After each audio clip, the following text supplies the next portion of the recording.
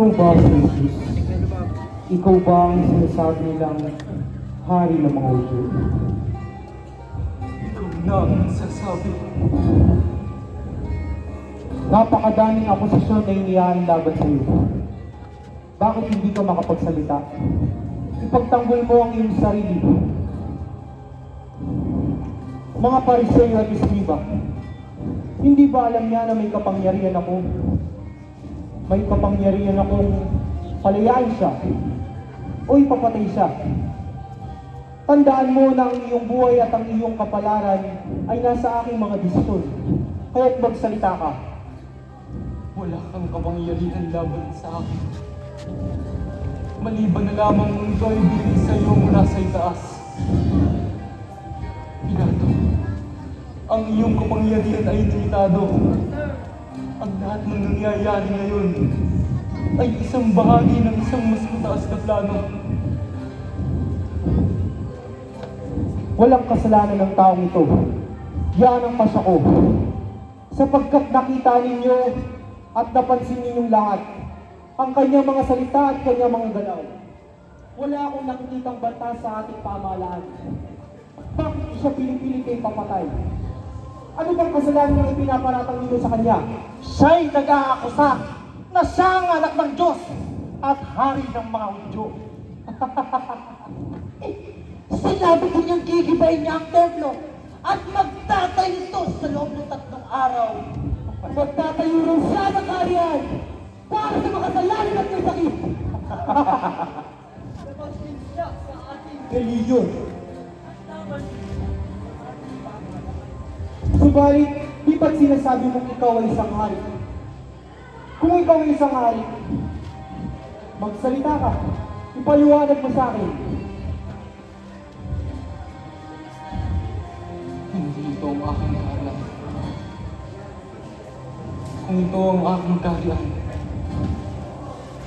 ang aking mga tagasunod ay makikipaglaban upang ako'y huwag mahuli. Hindi ito ang aking kaharian. Ang aking kaharian ay hindi nakabatay sa kasaysayan ng tao, kundi sa kalooban ng Diyos. Kung gayon, isa kang ang hari. Anong klaseng hari? Hari na walang lupa o hari na walang trono? Ano ba ang iyong misyon dito at ano ba ang iyong layunin? Magsalita ka. Ikaw na ang nagsasabi na ako ay pinanganak upang magpatotoo sa katotohanan. Ang bawat isa na nauukol sa katotohanan ay naririnig ang aking tinig.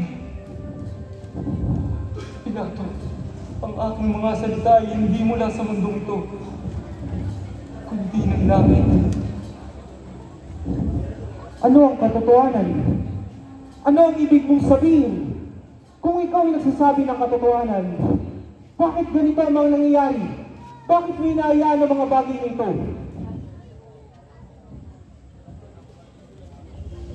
Ang aking katotohanan ay walang hanggan at hindi kailanman masusukat ng mga mata ng tao. Ang kahinaan na iyong nakikita, Pilato, ay ang kalakasan na ipinagkaloob ng aking ama. Ang aking kaharian ay hindi para sa mga taong nagmamadali. Aking layunin, hindi para sa mga taong nagmamadali. Hindi rin para magtatag ng trono sa lupa, kundi magbukas ng daan patungo sa kaligtasan ng lahat ng tao. Hindi ko maintindihan ang iyong mga sinasabi. Sapagkat ang aking buhay at ang aking tungkulin ay nauukol lamang sa pagpapanatili ng bayan ito. Ngunit kung ikaw nga ay isang hari, bakit hindi mo itayo ang iyong kaharian dito?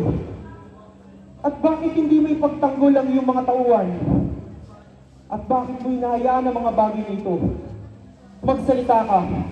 Huwag mong hayaan na ako ang maglitis sa iyong pananampalataya. Jesus ng Nazaret. Hindi mo ako nangunawaan.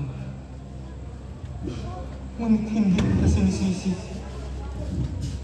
Nagulit ko na ang aking kaharian ay hindi para sa mga taong nagmamadali, o naghahanap ng puwersa ng mundo? Walang kasalanan ng taong ito. Yan ang pasya ko. Siya'y taga Galilea. Sakop siya ni Herodes. Dali niyo sa roon.